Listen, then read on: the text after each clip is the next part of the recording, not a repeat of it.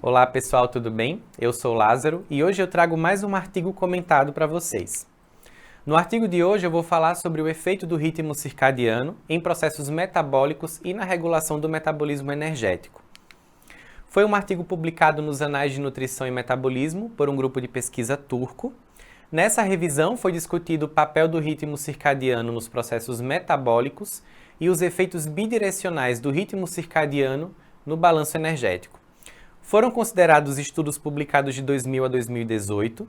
Os autores também consideraram 3 artigos com informações significativas que foram publicados em 84, 93 e 96, e eles utilizaram cerca de 82 estudos nessa revisão. Então foi uma revisão bem completa sobre o tema. Os autores começam falando sobre o ritmo circadiano, que nós também conhecemos como relógio biológico, que é um conjunto de mudanças comportamentais, fisiológicas e moleculares com uma duração de 24 horas. O nosso ritmo circadiano ele é controlado por 2 relógios, um relógio central, que está localizado no núcleo supraquiasmático no hipotálamo, que responde ao estímulo de luz, e nós também temos os relógios periféricos, que está localizado nos órgãos e tecidos e conduzem a expressão circadiana de genes específicos envolvidos em uma variedade de funções fisiológicas. O nosso ritmo circadiano ele também é responsável por várias funções regulatórias no nosso metabolismo, dentre elas a regulação da temperatura corporal, a produção de hormônios, a assimilação de nutrientes, a regulação do processo fome e saciedade e também os estímulos responsáveis pela atividade física. Então observem que o ritmo circadiano ele tem um papel central na nossa gestão do processo de saúde e doença. Além disso, alterações do ritmo circadiano também estão frequentemente relacionadas à mortalidade, principalmente relacionada com danos cardiovasculares, obesidade, a resistência à insulina, processos como ansiedade e depressão, câncer, fadiga e também perda de foco e concentração. Além disso, a sincronização circadiana e homeostase metabólica ela é essencial para regular mecanismos de produção de energia. Então, o ritmo circadiano também é responsável por atuar na regulação da produção de citocinas, leptina, hormônios da tireoide, hormônio do crescimento, cortisol, melatonina e lipoproteínas. Então, observem que o ritmo circadiano ele atua em diversos processos essenciais para a regulação do nosso metabolismo.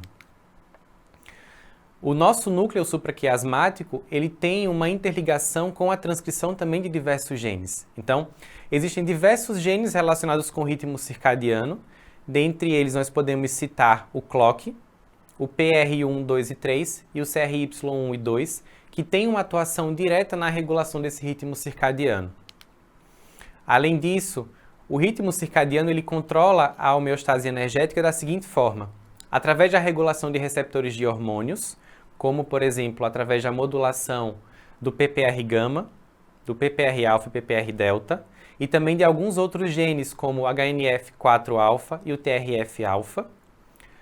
Há também uma regulação das vias de ativação metabólica, como os PR1, 2 e 3, CRY1 e 2, e nós também temos a regulação de vias auxiliares, como as sirtuínas, principalmente a família de sirtuínas de 1 a 7, mostrando que ele tem um papel essencial na regulação da homeostase desses fatores. Outro ponto interessante é que o ritmo circadiano ele afeta o metabolismo energético, principalmente quando nós estamos falando em ritmo de desequilíbrio, ou seja, pessoas que apresentam trabalho noturno ou vivem em jet lag, que é quando nós trocamos o dia pela noite, esses pacientes eles podem apresentar distúrbios no sistema gastrointestinal, como dor abdominal, distensão abdominal, diarreia ou constipação. E que esses ritmos diários, eles afetam diretamente a fisiologia gastrointestinal desses pacientes, mostrando que, uma vez que o ciclo circadiano ele sofre uma grande alteração, ele consegue afetar o metabolismo como um todo. Além disso, os autores também falam da importância da alimentação, atividade física e ritmo circadiano, principalmente quando nós relacionamos uma alimentação adequada, um tempo adequado de refeição e uma atividade física adequada. nós temos aí uma regulação dos relógios periféricos e a regulação dos relógios periféricos pode promover aí uma regulação no relógio central. Além disso, diversos compostos também estão associados com a regulação do ritmo circadiano. Dentre eles, cafeína, flavonoides e resveratrol conseguem modular diretamente genes relacionados com o ciclo circadiano. Ou seja, dependendo do tempo e do horário que eu vou utilizar esses compostos, eu consigo favorecer ou prejudicar o ritmo circadiano. Por exemplo, alguns artigos eles já associam a utilização da cafeína apenas em períodos diurnos, para que toda a cascata relacionada com o ritmo circadiano ela seja funcional e que ela seja organizada da melhor forma possível. E o uso do resveratrol consegue modular as sirtuínas, que têm uma relação muito próxima com o ciclo circadiano.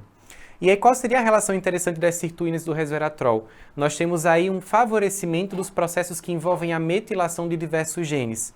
Uma vez que a metilação consegue ser realizada de forma adequada, nós também temos aí um metabolismo que tende a funcionar de forma mais adequada.